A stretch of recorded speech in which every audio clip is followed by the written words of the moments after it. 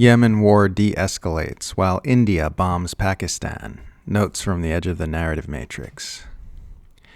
As if there's not enough terrible shit going on in the world right now, India has just bombed Pakistan.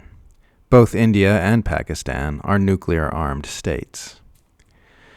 Missile strikes from India reportedly struck 9 locations in Pakistan and Pakistani Kashmir, which India says were known terror camps. The strikes follow a terror attack in Indian Kashmir, which India has blamed on Pakistan, while Islamabad has denied any involvement. Pakistan has called the strikes an act of war and failed to retaliate, claiming Indian planes were shot down during the attack. As of this writing, there is some online footage which seems to corroborate claims of downed planes. Nuclear states getting in for tit-for-tat bombing exchanges with each other is a threat to everybody. This is a conflict that's been going on a long time, but as nuclear standoffs go, this one is still relatively young. Pakistan tested its first nukes in 1998, so there are still a lot of uncharted waters here and a lot that could go wrong if things continue to escalate. Hopefully this cools down as soon as possible. In some positive news, the Trump administration has announced that it will stop bombing Yemen, finally accepting the long-standing offer from Ansar Allah to cease attacking U.S. ships if the U.S. ends its bombing campaign. This is being framed as a victory for the U.S. by Trump and his supporters, with Trump claiming the Houthis capitulated, but if anything, it's actually a win for Yemen. Yemeni forces have made it clear that they will continue attacking Israel until it halts its genocidal atrocities in Gaza, which was the only reason the U.S. started bombing Yemen in the first place, and those attacks were the only reason Yemen was attacking American ships.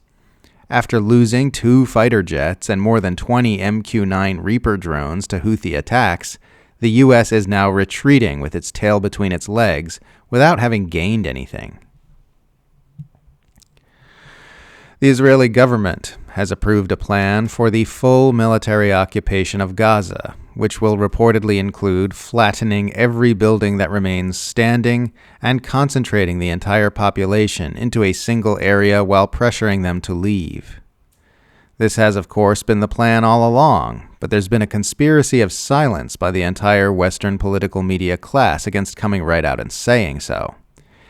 Every journalist, pundit, politician, and hasperist throughout the Western world has insisted on babbling about Hamas and hostages to explain Israel's actions in the Gaza Strip, when it's been clear from day one that this is really about ethnically cleansing and colonizing a Palestinian territory.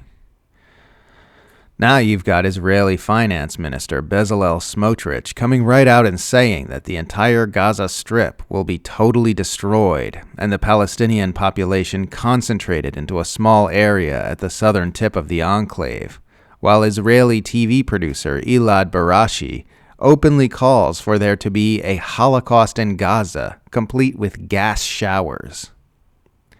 Zionists will say things like this in public, while also telling you it's a hate crime to compare Israel to Nazi Germany. More and more Palestinians are starving to death as Israel's total siege on the Gaza Strip continues. They're really going to deliberately starve Gaza with total siege warfare, and then say they need to empty out Gaza to rescue all those poor Palestinians from starvation.